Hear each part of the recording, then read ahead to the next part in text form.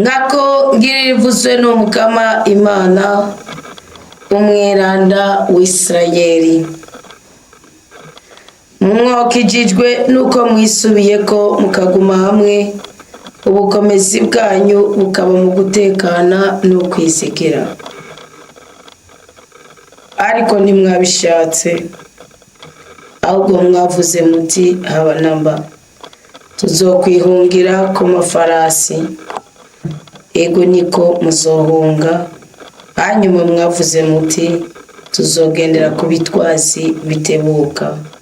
Nico gituma ababakurikirana bazonyaruka.